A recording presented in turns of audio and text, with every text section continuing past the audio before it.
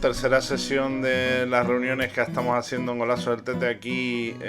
Bueno, pues bien rodeado que estoy, con dos pedazos de personas que conocen la historia del Club Deportivo de Tenerife, como Luis Padilla y como Rafael Clavijo.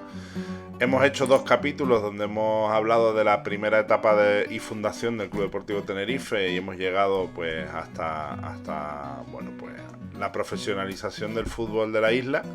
Y bueno, vamos a empezar ahora con la etapa de los años 50 a partir del ascenso del Tenerife en casa contra Orihuela, ¿no? En ese doble partido donde en Orihuela nos hicieron una encerrona tremenda, que yo recuerdo un vídeo muy bonito de Sonar, que retransmitió aquel partido para Radio Club.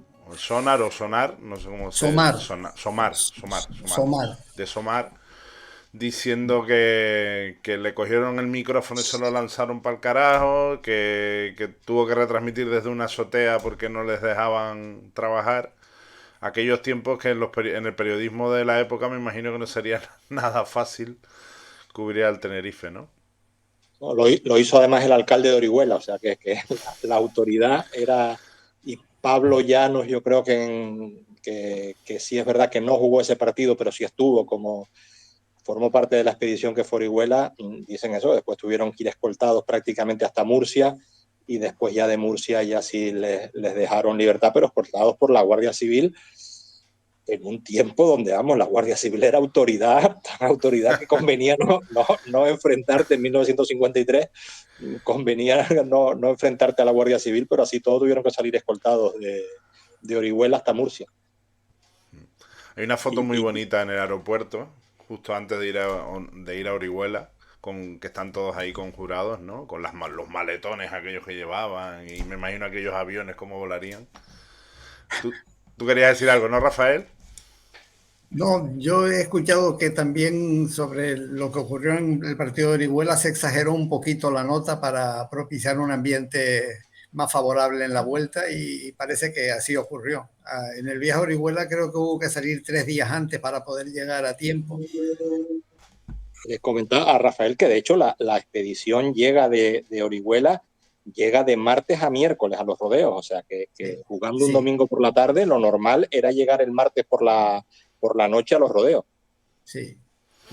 Y bueno, me imagino el partido de vuelta aquello tiene que haber sido tremendo, ¿no? Ese estadio a reventar, la gente con unas ganas locas, ¿no? De aprovechar la oportunidad y bueno, y ahí se dio, ¿no? Se dio el partido, el Tenerife hizo un partidazo, ganó 3-0 creo que fue. Julio marcó No, 2 goles, creo. Julio, sí, ¿no? Julio, Julito sí, marcó 2 goles, sí. Sí. sí. En esa época Rafael era un niño, pero ya era socio. Sí, sí, sí, la verdad, tenía un año, sí, cuando eso no me acuerdo mucho, pero no, otra cosa sobre los dos partidos es que el arbitraje estuvo bastante garantizado en cuanto a la neutralidad y eso tendría que ser con los buenos oficios dentro de la federación para que por ese lado estuviera la cosa por lo menos buscando la mayor justicia posible y creo que fueron arbitrajes buenos de Asensi y Azón, que fueron los árbitros internacionales que evitaron aquellos partidos que para el Orihuela y el Tenerife eran, digamos, trascendentales. Hombre, Sí, veníamos de la experiencia vivida con la Unión Deportiva Tenerife contra el Levante. Me imagino que la gente estaría ahí muy Sí, suspicaz con ese tema, ¿no? sí, sí, así es. de los presidentes del Tenerife que fueron Imeldo Bello prácticamente toda la temporada y después Domingo Pisaca, el que ya, digamos, vive el ascenso como presidente, Imeldo pasa a ser vicepresidente, digamos, se intercambian los puestos. Sí, Sobre todo el partido de ida, que era el que el Tenerife tenía mucho temor, era Sensi, que sí, era, no solo era árbitro internacional, sino estaba considerado como el mejor árbitro de la época, lo cual da un poco de idea la importancia que la federación le da a sí, esos partidos que son, sí, digamos, casi tercera división, es sí. ascender a segunda división. Y para ese partido mandan pues al mejor árbitro posiblemente que había en aquel momento en España.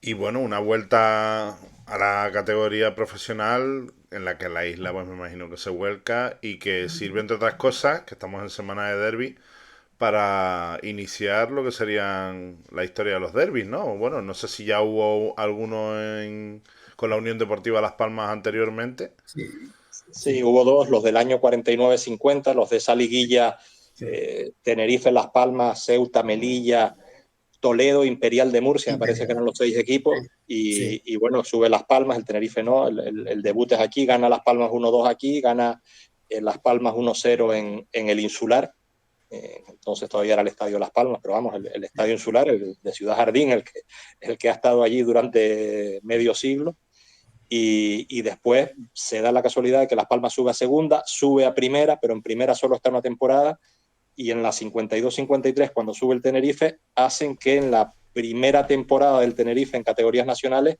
se encuentre con Las Palmas, que llega desde segunda, y bueno, da lugar al primer derbi, digamos así, liguero, no el primer derbi, porque los otros también lo eran, pero sí el primer derbi en liga. Sí, esa temporada 53-54 termina con el segundo ascenso de Las Palmas a primera división, y fue precisamente en el estadio en la última jornada con un empate a 0. No hables de eso, Rafael. Bueno, así fue aquella temporada hace muchísimo tiempo, pero es verdad que en la primera vuelta el Tenerife en Las Palmas creo que había empatado, y en el último partido de liga Las Palmas empató, y con ese punto fue suficiente para ascender. Sí, hablando con Roberto Martín Abreu, que es el socio número 1, que en esa época era un niño, pero ya tenía 10, 11 años, él lo dice todavía, y que incluso para su padre eran de una familia birria y muy cercana, decía siempre que un poco los del grupo era la familia de Martín Marrero, el padre de Martín Marrero, que era también un birria y redento, tanto que no acompañó a su hijo cuando fichó por Las Palmas. Tuvo esa que ir historia. un tío, ¿no? Dice que es verdad que él después ha tenido la suerte de vivir la primera división, de vivir la UEFA, de vivir, pues digamos, esa década de los 90, pero que para mucha gente, y para él quizás por ser niño, el gran paso del Tenerife es el dejar de competir en categorías regionales y pasar a competir en categorías nacionales, ¿no?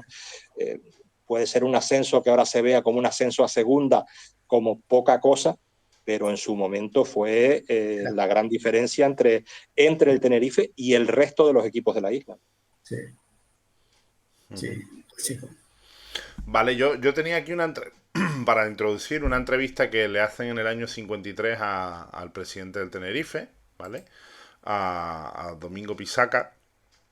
Y bueno, pues es en una previa de derbi del año 53 para ir a Las Palmas, y él habla, le preguntan que cómo está la situación del Tenerife en ese momento, ¿no?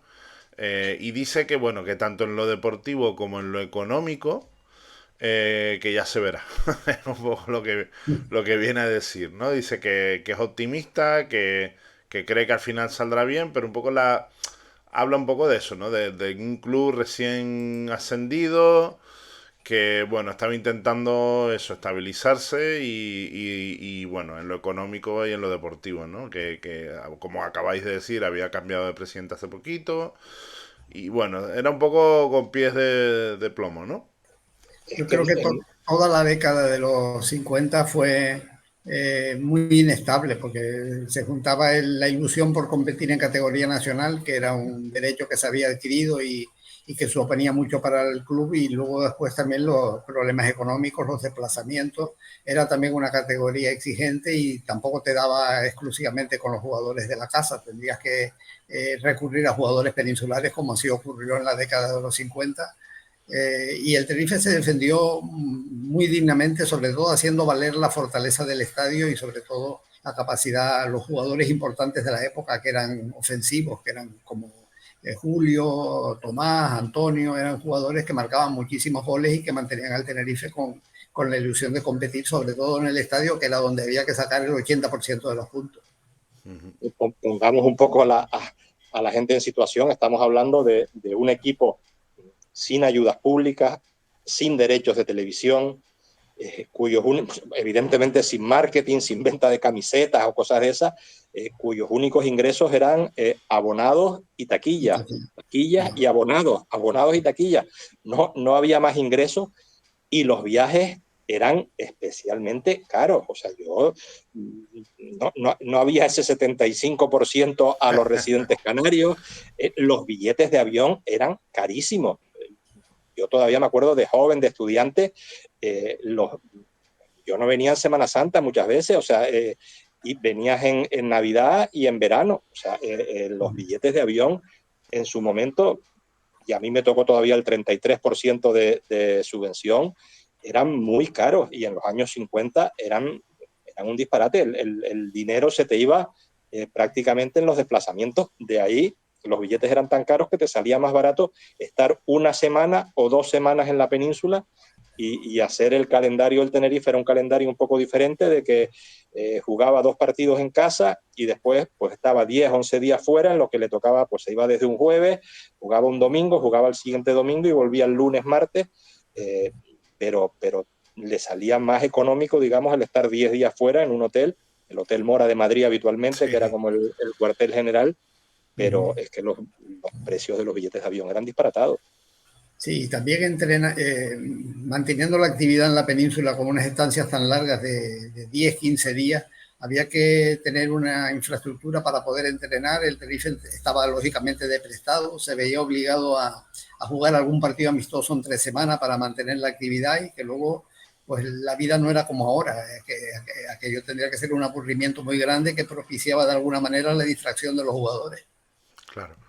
Y bueno, siempre me ha llamado mucho la atención cuando me pongo a mirar documentación de aquella época. En la mediateca de la asociación hemos hecho unos anuarios muy bonitos, año a año, con toda la prensa. Por ejemplo, hemos hecho un anuario de aire libre, año a año, con todas las noticias, día a día, semana a semana. Las hemos ido recopilando y hemos hecho unos PDF donde puedes más o menos ir siguiendo año a año lo que era el día a día, ¿no? Y bueno, lo que era la campaña pro fichajes, que se llamaba, ¿no? Que era que se publicaba en los periódicos. Básicamente lo que hacía era pedirles perras a la gente para poder fichar, ¿no? Sí, antes de que, entre comillas, Javier Pérez inventara el superlote, la tómbola y eso, había campañas pro fichaje. Yo creo que, claro, evidentemente no lo viví, pero me acuerdo creo que en el año 53, 54, que es cuando se trae a Bolea del Español, que es digamos así, el que tiene más éxito, había una especie de hucha gigante donde, Sí. pues, bueno, un poco la Además se gente... ponía nombre y apellidos de la gente que donaba el dinero para fichar a los jugadores. Era eso, esa ilusión. Y lo que sí sirvieron esos años, es verdad que lo comentaba antes Rafael, que el año 53-54 un poco, entre comillas, acaba mal porque Las Palmas sube en el Heliodoro en la última jornada, pero lo que sí sirvió esa temporada es para ver que el Tenerife estaba a ese nivel de equipos de segunda división para competir. Acabó quinto. Todo el mundo dijo que el equipo de Carlos Muñiz, que dirige a Carlos Muñiz, era de los que mejor fútbol había hecho a lo largo del año. Pagó un poco algún partido raro en casa, creo que fue con el España de Tánger, que perdió, pero jugó a muy buen nivel, y jugadores como Villar, como Antonio, que fue el máximo goleador de la categoría, aunque entonces no existía el trofeo Pichichi, el propio Julito, llamaron la atención de los equipos peninsulares, y de hecho, al acabar la temporada, Antonio fichó por el Atlético Madrid. Villar esa temporada estaba como a préstamo en el Tenerife porque pertenecía al Atlético Madrid, y después Bolea llamó la atención y el Español lo recuperó. Eran jugadores de bastante buen nivel, y se demostró que el Tenerife estaba capacitado para competir. Incluso en el 58, en la 57-58 ocupó el segundo puesto, que no daba derecho a promoción de ascenso en un grupo de 18 equipos. Es decir, que el Tenerife hizo una gran temporada, que solo por detrás del Betis, que fue el equipo que subió a primera división. Esos años... Fue justo la única temporada en la que quitaron que el segundo no promocionaba. Exacto. Sí. Parece que lo hicieron adrede. Sí. Sí, eso además ha pasado varias veces en la historia del Tenerife, porque cuando tuvimos la conversación hace un par de años con Dagoberto Moll, que contactamos con él y nos estuvo contando, también nos contó que hicieron una temporada muy buena y que el año justo que el Tenerife queda ahí, no sé si segundo, tercero, cuarto. No, quedó cuarto a 2 puntos del tercero, y subían los 3 primeros, sí, que fueron Betis, Hércules y Salamanca. Sí. Pero bueno, volviendo un poco a los años 50, ¿no? Sí. El otro día hablábamos, a mí me parece una década muy bonita, me parece una década muy bonita porque digamos que cuando el Tenerife de verdad ya empieza a sentarse un poco como un histórico en el fútbol español nacional, ¿no? Y hay un montón de jugadores que hicieron carrera en el Tenerife y que fueron carismáticos en el Tenerife y que son de esa década, ¿no? Por ejemplo, Cuco, que yo le tengo un cariño, no lo conocí nunca, no lo vi jugar nunca, pero me transmite una bonomía ese hombre y un carisma, tantos años ahí, y hay anécdotas tan maravillosas de Cuco en el Tenerife, ¿no? Que luego contaremos. Por ejemplo, una que voy a contar ya, que es, además tuve la suerte y la fortuna de ganarme la simpatía de don Juan Padrón en una conversación que tuve con él una vez. Puedo presumir de haber podido hablar con Juan Padrón del Tenerife aquella época, porque Juan Padrón se sorprendió de que yo conocía la anécdota de que Cuco había jugado un partido en el Tenerife como jugador de campo. Él decía, pero ¿cómo es posible que tú sepas eso si eso no lo sabe nadie? Me decía. Sí, pues Y la culpa fue de Juan Padrón, ¿eh? exactamente, me dijo, mira, y sabes me dijo, ¿sabes el motivo de por qué Cuco jugó de campo? Y le dije, pues no, la verdad que no lo sé. Y creo que era algo de que Juan Padrón se olvidó las fichas o algo así, ¿no? Sí, había, no sé si por un Marroy, que me parece que fue el que falleció el padre, sé que se cuenta en el libro, o sea, que el que la quiera tener con detalle en el libro del centenario se cuenta. Me parece que fue en uno de estos dobles desplazamientos, que estabas 12, 13 días fuera, creo que falleció su padre, se tuvo que ir a Valencia, pues al entierro, al sepelio, todo eso, y mandaron a llamar a Juan Padrón, que estaba en Tenerife, para que fuera, eh, parece que era contra el España de Tánger o Sí, el contra España de Tánger fuera fue. Tánger, sí. de Tánger. Y claro, Juan Padrón fue hasta Andalucía, llegó como pudo, pero sin la ficha federativa. Y no te dejaban jugar sin ficha federativa, evidentemente. Y tuvo que jugar, pues, Cuco de extremo izquierdo, que era un poco en el sitio donde menos se estorbara, ¿no? En el tipo, eso no lo vas a poner en medio centro organizador ni defensa central, sino un poco de extremo izquierdo, pues O sea para que poder... aquello que hizo Clemente con Molina en la selección ya lo había hecho Sí, Cuco en el Tenerife. sí, pero los 90 minutos en este caso. Pero quiero decir eso, ¿no? Que es una época bonita porque, bueno, ahí hay muchos jugadores que fueron historia pura del Tenerife, como Juan Padrón, como Cuco, Tosco, por ejemplo, que inicia su periplo largo en el Tenerife, que lo culmina ascendiendo a Primera División el año de Heriberto Herrera, ¿no? Hay una serie de jugadores ahí, Antonio, Santiago, Julio. Santiago Villar, que yo también le tengo admiración sin haberlo visto jugar nunca, nada más que por lo que he leído de que era un pulmón de que corría para arriba, para abajo. Tosco tiene una anécdota curiosa para ver un poco cómo era la relación del deporte con el tabaco en aquella época, que al jugador más regular del Tenerife, el premio, digamos, que se le daba era su peso en tabaco. Y se colocó una balanza en el tabaco patrocinado, lógicamente, Tabaco Claro, es la lucha, de la claro. familia del que después fuera presidente del Tenerife, José López Gómez, que antes y después de ser presidente, siempre su familia estuvo muy vinculada al Tenerife, una familia de birrias y redentos que siempre apoyaron al Tenerife.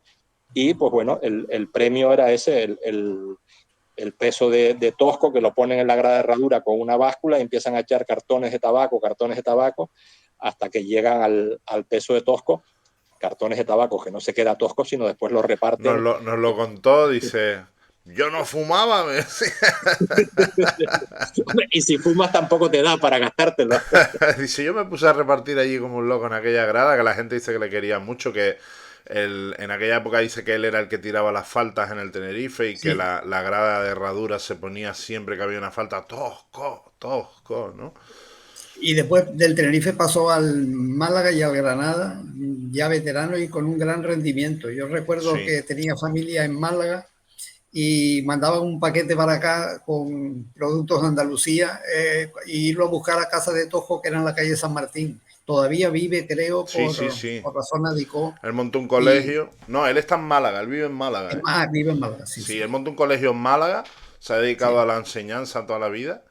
Y de su etapa esa, que también, que triunfó, Tosco triunfó fuera del Tenerife, en el Granada y en el Málaga. En el Granada tuvo un hermanamiento muy bonito con, él lo llama, con su hermano Ñito, cuando Coñito, Ñito fue sí. allí, ¿no?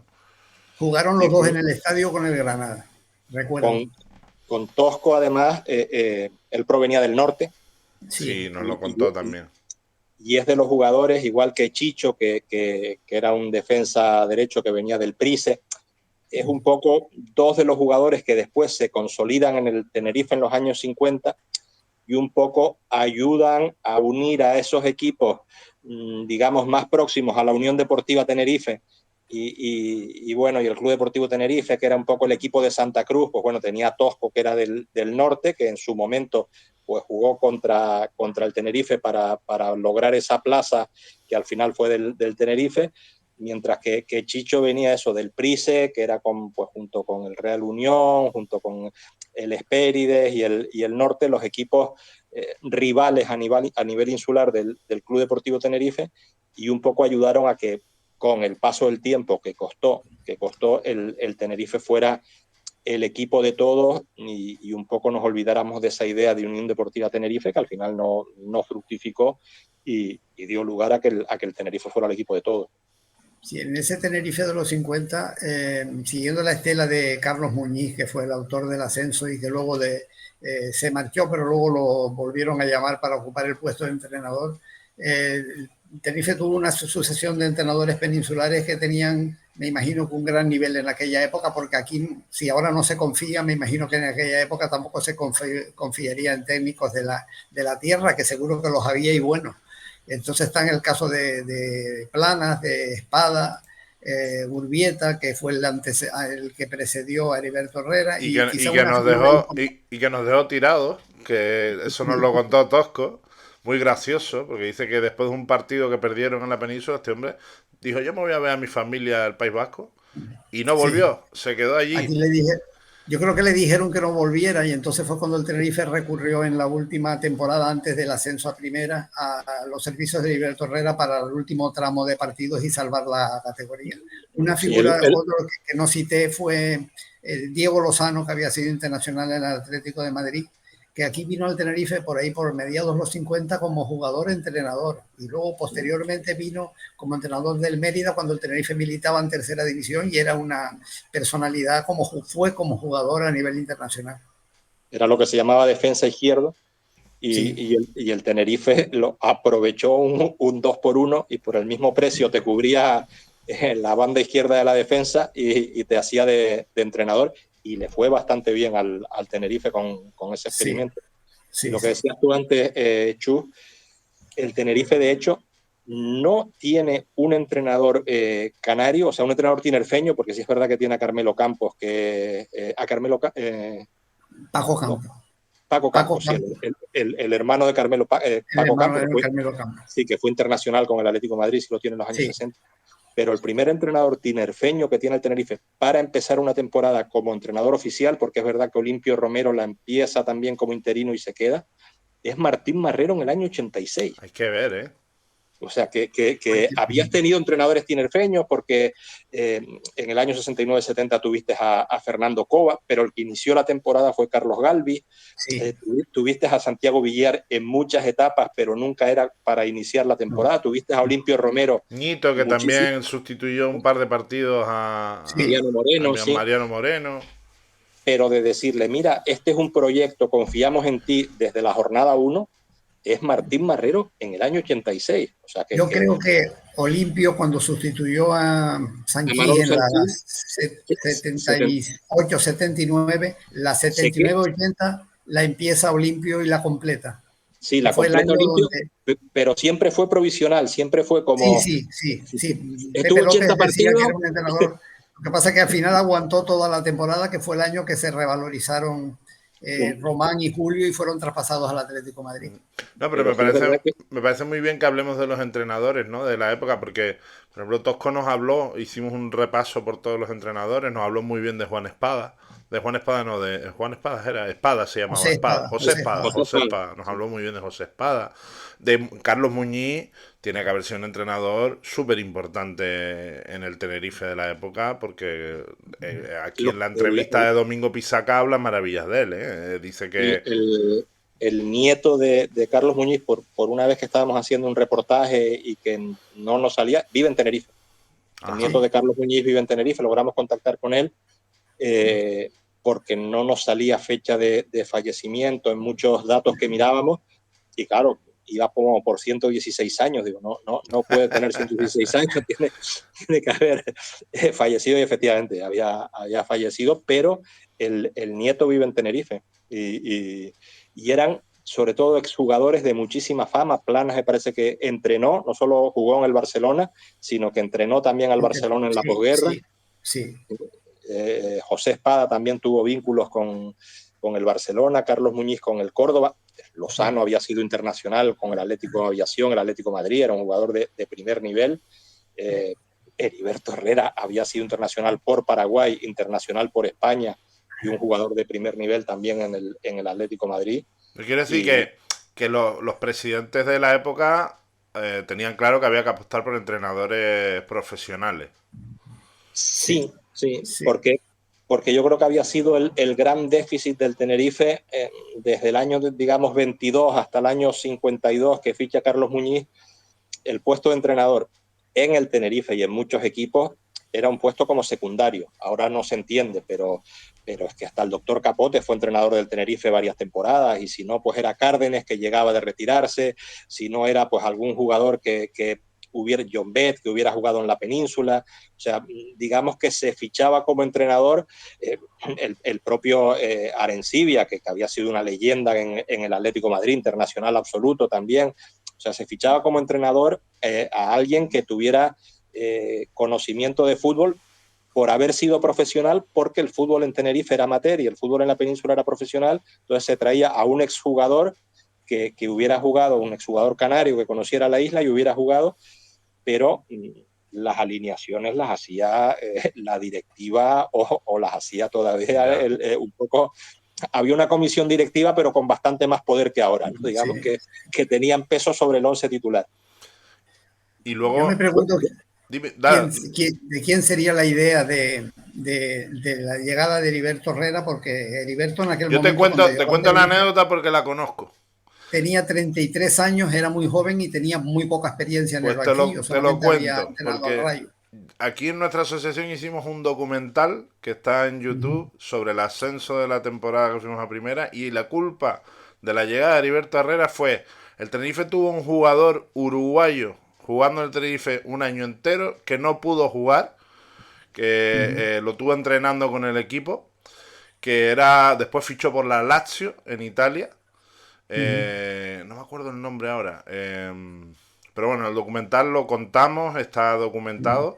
Que era íntimo, era paraguayo, paraguayo, íntimo amigo de Heriberto, ¿no? Un jugador paraguayo que no pudo arreglar los papeles, que estaba queriendo arreglar los papeles para jugar en el Tenerife, no los pudo arreglar. Y entonces el que habla con Heriberto, porque Heriberto contactan con él para venir al Tenerife y él no tenía referencia. Entonces habla con este hombre que había estado un año viviendo aquí, y fue el que le habló del grupo, del ambiente que había, de cómo era la isla, y fue el que convence a Heriberto para que fiche por el Tenerife. Lo voy a buscar porque Unzain, no se llamaba. Unzain, que estuvo entrenando 8 o 9 meses aquí. Exacto. Y no hubo forma nunca de arreglarle los papeles. Sí. Y luego fichó por la Lazio en Italia y tuvo muy buen rendimiento, y hubiera sido un buen jugador ese jugador, ¿eh? Pues la llegada al Tenerife fue posiblemente el origen de la brillante carrera de Heriberto Herrera como entrenador, que aquí en aquella época pues rompió con todos los moldes de la época, en la forma de ser, en sus métodos, y realmente llegó a tener una carrera muy brillante como entrenador, sobre todo en Italia. Sí, me parece que tuvo 3 ascensos seguidos, ¿eh? Ascendió con el Tenerife, sí. Al año siguiente no sé si ascendió con el Valladolid y el Granada, sí. Y después Granada. Y después el Granada. Granada tuvo 3 ascensos a primera seguidos. Aquí tenía de ayudante a Vicente Jimeno, que era un militar, que siempre era como esa especie de hombre de la casa, que fue pues Vicente Jimeno, después fue Santiago Villar, después fue Olimpio, después fue Justo Gilberto, ese hombre de la casa que está como 10, 15 años, y esa es una figura que se ha perdido. Yo creo que siempre es necesario tener esa especie de nexo entre los jugadores que están. Ahora, claro, cuando vienen los entrenadores, vienen con entrenador, ayudante, preparador físico, ojeador, y vienen como 18 de golpe, pero bueno, se ha perdido esa especie de hombre de la casa, esa figura, ¿no? Sí. Y Heriberto, bueno, afortunadamente todavía queda Santi, que está vivo, queda José Juan, que está vivo, queda Juan Padrón, que está vivo, y si te hablan de Martín Marrero, que lo tuvo en Las Palmas, lo dice también, dice, era un entrenador que en los años 60, 70 tenía cosas de los años 90, Sí. de rotaciones, alimentación, preparación física. Observación de los partidos, que en aquella época yo no sé ni cómo lo haría, pero también Santi nos lo contaba, que cuando llegaban las previas de los partidos se sabía el otro equipo de memoria y te decía lo que hacían, o sea, que leía los partidos y era impresionante, los jugadores flipaban con él. Entrenaban jugadores por demarcación diferente, después cuidaba mucho de la alimentación y bueno, han pasado anécdotas un poco, pero bueno, que dan a entender cómo era, de que llamaba a los jugadores a sus casas a las 9 de la noche para comprobar que ya estuvieran en la casa y estuvieran, pues que no salieran por la noche, al teléfono fijo, obviamente, y después tenía un truco que repetía algunas veces, que era llamar a las 9:10 para, para comprobar que el jugador no estuviera esperando a la llamada de las 9 para después irse, ¿no? Y después Bueno, hubo un caso en el Tenerife que fue el de Vicedo, que eso hoy, Sí, bueno, sí. tú lo puedes contar, Rafael, ¿no? Sí, realmente Enrique Vicedo era un jugador que luego jugaría en el Barcelona incluso. Creo Jugadorazo, que ¿eh? murió el año pasado. Hizo una primera vuelta extraordinaria en el Tenerife y era un jugador vital. Ocurre que Heriberto Herrera, en una estancia en la península para jugar contra el Plus Ultra en el Bernabéu, lo encontró deambulando de forma un poco sospechosa por el campo y sabía perfectamente que había llegado de fiesta a las 6 de la mañana y a partir de ahí ya no jugó más en el Tenerife e incluso le rescindieron el contrato. Eso nos lo Es verdad que contó José Juan, que por lo visto Heriberto cogió al camarero que atendía en el hotel Mora, Mora. y el camarero del Hotel Mora le contaba cositas a Heriberto. Y entonces ahí pues pero, ató cabo. Y pero mira, curiosamente en el 63 vino al estadio con el Murcia en un penúltimo partido, marcó el gol y el Murcia subió a primera en aquel partido. Pero es curioso porque Era un, Vicedo se va del Tenerife, lo echa a Heriberto, y luego se encuentra con Heriberto en el Valladolid. sí, y pero, creo que jugó en el Barcelona después de estar en el Tenerife, no creo que fuera antes. sí, pero fíjate lo que decía antes Rafaela, había sido la figura en La la primera figura, vuelta. Sí, total. sí, sí. Parece que en la primera vuelta tenía 8 o 9 Sí, goles. sí, El sí. partido del 9 Plus goles. Ultra es el Sí, segundo o tercer partido de la segunda de la vuelta, segunda vuelta. Sí, pero vamos, prácticamente inicios de la segunda vuelta y te la juegas. O sea, no es que le Bueno, diga, estamos hablando que el oye, Tenerife hace poquito ha tenido casos peliagudos que no nos ha resuelto oye, así. oye, pues mira, te pongo un partido de sanción o te pongo dos. No, prescindo de ti y me juego el ascenso sin mi mejor jugador, pues sí. para mantener la disciplina, la unidad del bloque, la unidad del Y venía, grupo. y venía el ¿Eh? siguiente partido que fue en Ceuta, después del Plus Ultra, que perdió el Tenerife 3-0 en el Bernabéu, 4-0 creo que fue. Sí, no, Era en Ceuta, que fue un empate a cero que fue realmente decisivo porque la pugna por el primer segundo puesto fue con el Atlético de Ceuta en aquella en, temporada. en ese partido de Ceuta, Nito está a un nivel sobresaliente, Sí, a un nivel magnífico, y a falta de como 15, 20 minutos hay un choque y cae de espaldas conmocionado. Y bueno, le dan aquello que se llamaba antes agua bendita, que le echan un poco de agua por la cabeza, pero está como desorientado y se acerca a Cuco y le dice, Cipriano, a que tú estás bien, ¿eh? Tú, a que sigue, a que no hace falta que entre, Cipriano, a que cada vez esa te encuentras temporada, mejor.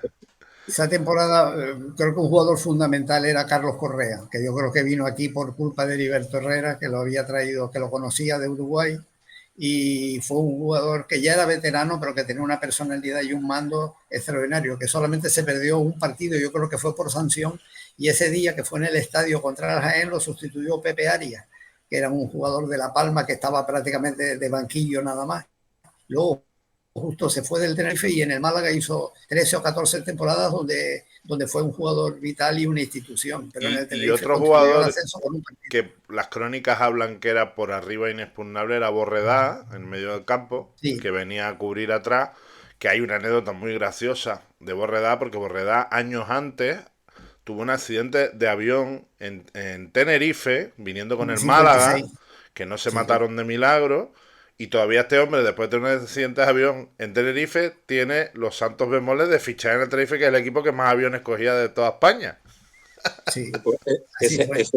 ese primer día que vino Arias, me parece que expulsaron a Arias y a Rogelio Alberto, A al Rogelio. masajista, Masajista. ¿sí? Sí, sí. Que acabaron, digamos, discrepando. Me parece que camino del vestuario le cayeron 6 meses de sanción a Rogelio. A Rogelio, sí, sí, Las sí. crónicas hablan de que Rogelio era un tío con bastante carácter, ¿eh? Y bueno, Sí. luego tuvo el problema este que tuvo, porque claro, tuvo con su hijo, ¿no? En el equipo y tal, y hubo problemas ahí con el resto de la plantilla. Pero es un personaje mítico de la historia del Tenerife, Rogelio, Sí. carismático. Y luego, años posteriores a salir del Tenerife, ayudó a recuperar un mogollón de jugadores en el gimnasio este que tenía. Sí. Y era Sí, un... es que los servicios médicos, si ahora nos quejamos de cómo son los servicios médicos, en aquella época los servicios médicos, efectivamente era un doctor que muchos de ellos trabajaban gratuitamente por amor al Tenerife, eran simplemente doctores muy aficionados al Tenerife, a los que prestaban sus servicios de manera gratuita. Sí. Y después recuperadores, tenías uno que era Rogelio Alberto o Onésimo en su caso, y que no daba abasto, y muchos jugadores pues se recuperaban en Rogelio, que estaba pues en el gimnasio que estaba al lado del Heliodoro, y allí se recuperaban, o sea, Yo y recuerdo lo que de, cuando había una lesión, Heriberto Herrera salía al campo con un traje gris cruzado, con una chaqueta, y iba a ver personalmente al jugador para saber qué es lo que tenía en caso de lesión, que era bastante frecuente, porque en aquella época no había más cambios que el portero y una lesión era fundamental. Claro. Bueno, la lesión que aquel Tenerife que jugaba de memoria y era catenacho puro, creo, en aquel momento, ¿no? Y fuera de casa en la segunda vuelta, La, la, realmente el tercero metió un gol. la malla herreriana que la llamaban, ¿no? Jugaba al 0-0, pero también es verdad que en casa de 15 partidos solamente empató 1-0. Sí, en casa era un equipo realmente muy respetable y terminó ganando con autoridad muchísimos partidos. Sí, ahora suena ciencia ficción, pero aquel Tenerife 60-61 asciende a primera división y en la segunda vuelta marca 0 goles como visitante. No es que no gane un partido, es que ni siquiera marca un gol como visitante. No, Suma sí, 3 o 4 empates, el famoso de Ceuta, que era imprescindible, Sí, empatan el Insular con Las Palmas, Las Palmas. empata con el Almendralejo, perdón, empata con el Extremadura en Almendralejo. Almendralejo en la última jornada, en el partido que le vale el ascenso, pero lo basaba todo en la solidez en casa. En Las Era, Palmas expulsaron a José Juan, Sí, expulsaron a José Juan y estuvo el equipo en inferioridad prácticamente durante 60 minutos, y se dio el caso de que Santos falló un penalti que se lo paró Ulacia, que era para que le pitaran un penalti fuera de casa en un partido de esos, pues al final lo falla y el partido, bueno, el 0-0 era un buen resultado en aquel momento. la expulsión de José Juan nos la cuenta José Juan con cariño porque dice que le montaron una campaña, porque luego él ficha en Las Palmas, dice que Sí, le montaron una campaña de desprestigio por aquella expulsión que por lo visto había sido errónea, que él no había sido el que había insultado al árbitro o en la ya, ya. movida que hubo. Y luego se tuvo que ganar a la afición de Las Palmas cuando fue para allá porque no lo querían. Cuando fue para allá, por lo visto aquello tuvo mucho ruido. De hecho, una vez contamos la anécdota, ¿no? Bueno, de cómo fue aquella expulsión y tal. Y bueno, yo quería comentaros una cosa antes de meternos en los años 60, porque ya estamos ahí, ¿no? Una cosa que me gustaría comentar de los años 50, que creo que es muy bonita también. El otro día hablábamos de los partidos amistosos y los equipos que venían por la isla. Y en los años 50, Tenerife fue un lugar donde vinieron muchos equipos muy buenos. Y entre ellos, pues vino el Botafogo de Garrincha, que estuvo en la isla y jugó 2 partidos Garrincha contra el Tenerife. Y bueno, eso fue un acontecimiento también en aquella época. Y vinieron muchos equipos brasileños por aquí, el Bangú. Bulgaria. sí, fue digamos, el gran atractivo en los años 30, el mayor atractivo eran el Real Madrid, el Athletic, bueno, el Real Madrid sin el Real en la República, el Madrid a secas, el Athletic Club, el Athletic Bilbao, que era el equipo. Después de la guerra, el principal atractivo era el Atlético Aviación, el Atlético Madrid, que además tenía muchísimos jugadores canarios. Y después, en los años 50, después del Mundial de Brasil, donde es verdad que no lo gana Brasil, pero en España tiene gran resonancia, igual que tuvo aquella, hablábamos hace un par de semanas de Dixie Dean, porque participó en aquel 7-1 a España y los goles a Zamora. Bueno, Brasil no ganó su mundial, pero le ganó 6-1 a España y bueno, pues dio una exhibición de fútbol y eso hizo que en esos años 50 siempre se tratara de conseguir algún invitado de Brasil, de algún equipo brasileño. Vino la Atlética Portuguesa, vino el Bangu de Cicinho, que era una estrella de Brasil del 50, el único jugador, digamos, amnistiado por la torcida brasileña después del fracaso de Maracaná. Y después en el año 55 me parece que vino el Botafogo, el verdadero Botafogo. Una vez al trofeo Teide vino un Botafogo de mentira.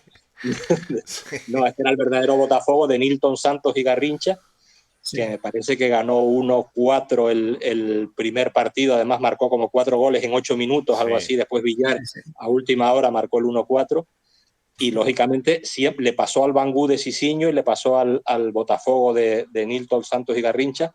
El primer partido daban una exhibición y ganaban de goleada, después se pasaban la noche sin dormir y disfrutando de las bellezas, digamos, de Tenerife, y no hablamos de bellezas naturales, y después el segundo partido pues iban, digamos, en mal estado y perdían, y en ese segundo partido es el célebre marcaje de Pablo Llanos a Garrincha, y que le vale a Pablo Llanos un fichaje por el Atlético de Madrid. Yo creo que asocio la década de los 50, esos partidos, con una especie de intento de iluminación en el estadio que se instaló, una primera iluminación para jugar ese tipo de partidos nocturnos. Yo recuerdo que el Atlético de Bilbao ganó una vez de paso de vuelta de Las Palmas, ganó 0-6 al Tenerife y fue un partido por la noche, porque yo vi salir a mi abuelo y digo, ¿dónde van? ¿Al fútbol? ¿Cómo pueden ir al fútbol por la noche? Y era que se había puesto una iluminación muy anterior, muy provisional, muy anterior a la Eso definitiva lo cuenta en el don Luis 66. Padilla en el libro del Centenario, muy bonito lo de las cuántas bujías eran, Luis.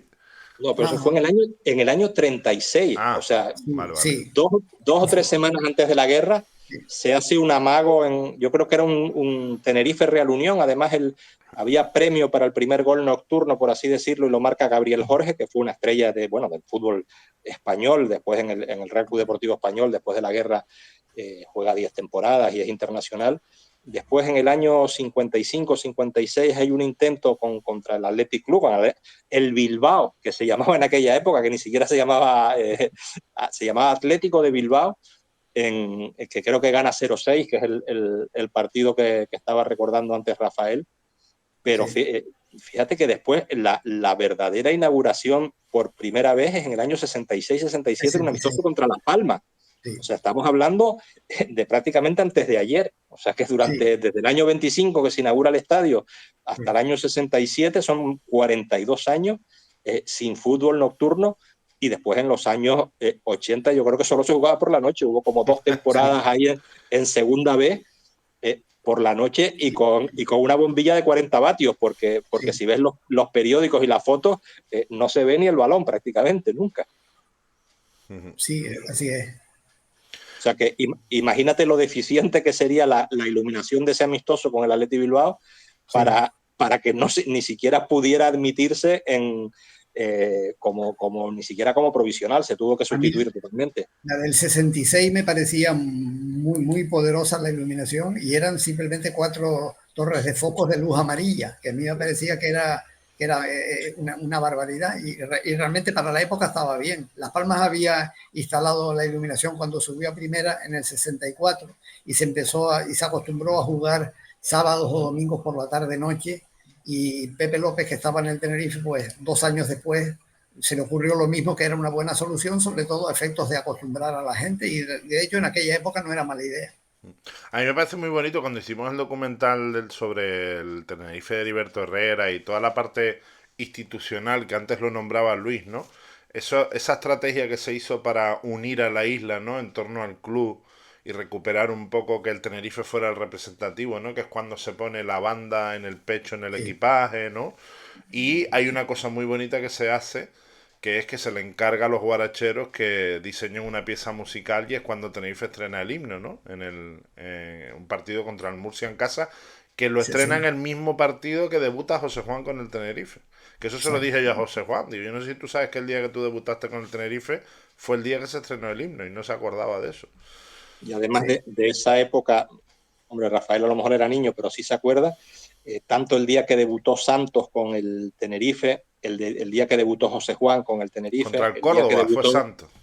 sí, el día que debutó Santi en el Heliodoro con el Tenerife, debutó en Almendralejo, pero después ya sí juega Copa con el Tenerife, sí, sí, digamos, era apadrinado por todos sus ex compañeros del Real Unión sí, y era costumbre que el Tenerife, pues los 11 jugadores del Tenerife, posaran con pues 15, 16 jugadores del Real Unión de Paisano, sí, con su eterno presidente Luis Gianse al frente del Real Unión, sí. y era un poco una muestra de apoyo del Real Unión, que era el último, digamos, o el gran rival del Tenerife, de apoyo a ese proyecto común que ya era el Club Deportivo Tenerife.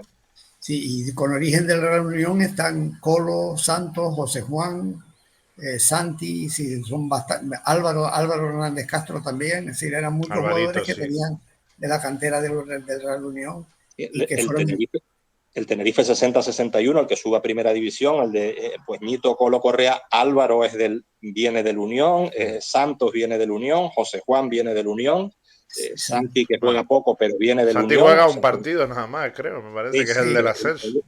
el del ascenso. Pero sí está vinculado. Ñito venía del San Andrés, Colo venía del Unión también. O Colo sea venía de la que Unión también, sí. sí, sí, también, también. es Sí, que sí, es importantísimo para el Tenerife, el Real Unión en aquel momento. Y nosotros tenemos un vídeo muy bonito, una entrevista que Yeyo Santos contando cómo fue su fichaje por el Tenerife y él cuenta que él estaba cagado. Él dice, yo cuando me llaman para el partido aquel contra el Córdoba, yo diciendo, madre mía, que este equipo que vamos fatal. Claro, él era un pibe. Dice, me Sí. van a poner aquí a jugar, como nos vayamos a segundo, como este equipo baje, a ver dónde juego yo, ¿sabes? Lo contaba así en la entrevista. Pues Tremendo jugador, ¿eh? Tremendo los traspasos jugadorazo.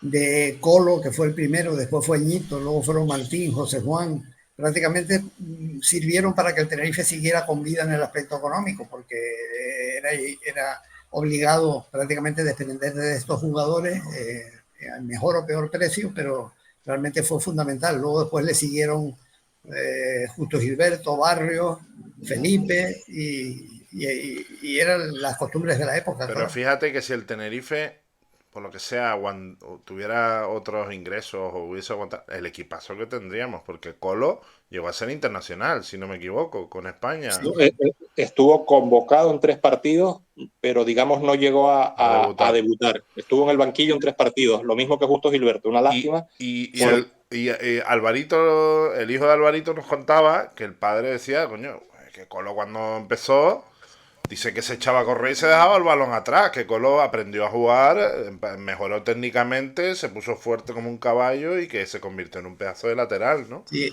sí, en el Betis 3 años y después en el Atlético de Madrid muchos años. Y luego Santos, que ellos Santos, bueno, yo con todos los jugadores de esa época que he hablado, todos me dicen que era el mejor jugador que han visto con la camiseta del Tenerife. Y uno de ellos me dijo literalmente, para mí ha sido mejor que Fernando Redondo. Que Fernando Redondo hablaba a todo el mundo del Tenerife y tal y cual. Y esto me lo dijo, Tosco me lo dijo, Sí, que Santos es el mejor futbolista que ha visto él con la camiseta del Tenerife con diferencia. y en Zaragoza es un ídolo máximo, sí, forma parte de sí, los magníficos del Zaragoza. Zaragoza que en los 8 años, me parece, los primeros que tú, nunca bajó del quinto puesto. Ahora sí, lo vemos en segunda, pero es que jugó 4 finales de la Copa del Generalísimo, que es la Copa del Rey, la jugó 4 finales seguidas. Y sí, gestas 8 años europeas, que hay un mítico partido que el también. Zaragoza Sí, gana y fuera. ganó Copa de Ferias, que ahora puede ser la Europa League, no eres la Champions, sí, pero es la Europa League.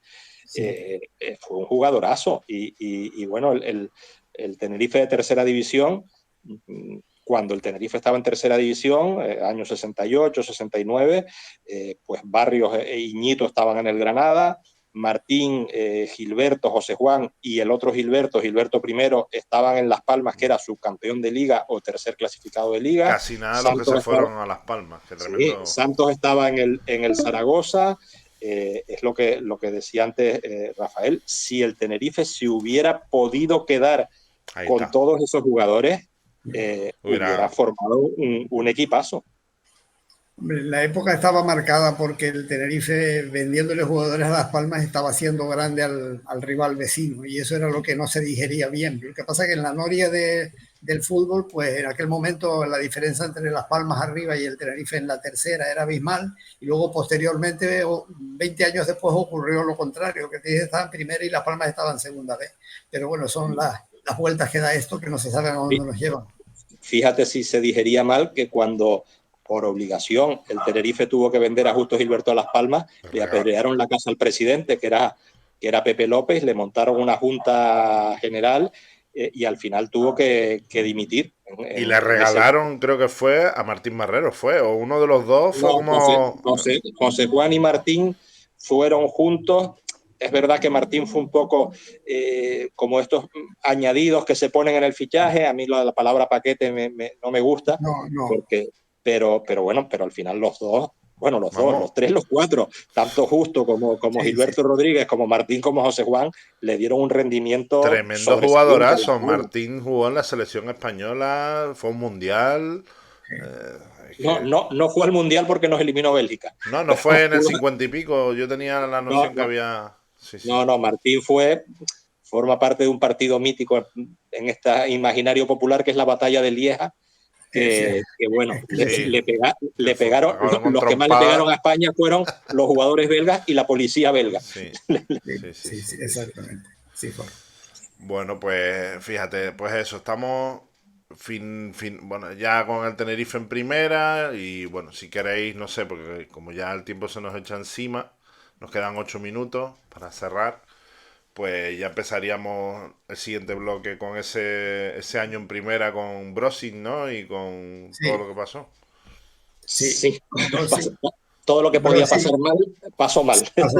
Pasó mal. Sí, realmente los fichajes que vinieron de fuera no respondieron, que era el uruguayo Fernando Rodríguez, Aguirre, realmente no aportaron al equipo, y luego, pues bueno, los pleitos internos que suelen ocurrir. De todas maneras, yo ahora recuerdo que cuando el Tenerife tiene un entrenador del nivel de Heriberto Herrera, la sucesión es muy complicada. Yo creo que Heriberto vio lo que había aquí y salió para Valladolid, que le ofrecía también un proyecto al Valladolid, no, a Granada, para subir a primera. Después subió con el Valladolid. Pero una cosa, cuando Heriberto se va de aquí, no se va bien. ¿Qué pasó ahí? Hubo un vacío de poder, porque tenía que haber unas elecciones. Las candidaturas que se presentaron, Madrid no las aprobó, puso a un militar como presidente, se convocaron otras elecciones en las que incluso aparece el nombre de José López Gómez, que bueno, era una persona muy respetada, pero tampoco las admiten. Después al final sí se queda curiosamente tanto lío para que al final se quede Plasencia, que era el que había optado desde el principio, pero ya Heriberto se había ido, ya la gente se había dividido, y después en un partido, después llega el general Gotarredona y te quita a 3 jugadores básicos, a 4 con Moreno, pero te quita a Ñito, te quita a Santos y te quita a José Juan, porque bueno, el servicio militar en aquella época, los jugadores pues lo hacían yendo un día al cuartel. De hecho, Paco Castellano, el jugador de Las Palmas, hace la mili en Tenerife y venía un día a la semana a Tenerife a firmar o no venía. Y estaba siempre entrenando con Las Palmas. Pero bueno, Gotarredona se empeña en que hagan un servicio militar, entre comillas, como Dios manda. Y bueno, pues pierde a 3 jugadores básicos. Después hay un problema con que echan a Brosi, que hay una moción de censura al presidente. Se queda, me parece que se queda Oramas de vicepresidente y como de presidente interino.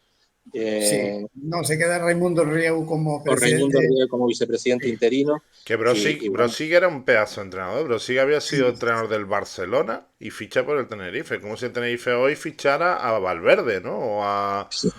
¿no? Una cosa así. Bueno, fichamos a Xavi Hernández. Sí, una cosa así. Como el Tenerife sube y ficha a Guardiola o a Xavi Hernández, uno que haya estado...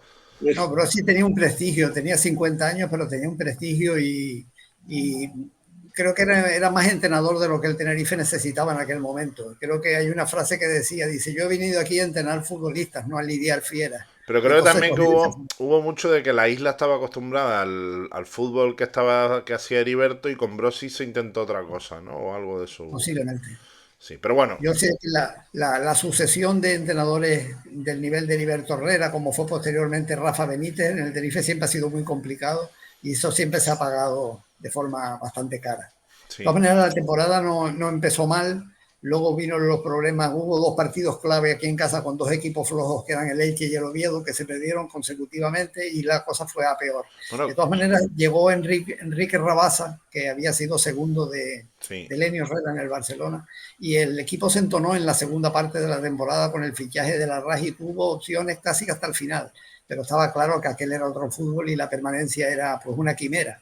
Pero el primer partido del Tenerife en primera es una preciosidad, ese partido con la Real Sociedad, que mete el gol nada más empezar. Creo que el gol más rápido Aquí, de aquel año en primera división creo que fue. sí, Luego creo que hubo Ay, otro golazo casi desde el medio del campo, una cosa así. 4-1, sí. Y luego el Real Sociedad y Tenerife fueron los que bajaron. En de- fin. de- pero eso es para el próximo Sí, capítulo, me sí, sí, parece. sí, sí. Sí. Sí, no, no nos da Los tiempo. 60, de los 60 hay mucho que contar. Sí, sí, sí. Pues nada, agradeceros. Es que se va volando, ¿eh? Yo me acabo de sentar aquí, acabo de poner esto y ya se nos fue. Agradeceros el tiempo otra vez y bueno, pues que disfrutamos, yo disfruto como un enano escuchando y repasando todo esto y bueno, espero que vosotros también, ¿vale? Pues, un abrazo, hasta la próxima semana. Venga, un abrazo a los Igualmente, dos, hasta la próxima, gracias. hasta luego. Chao.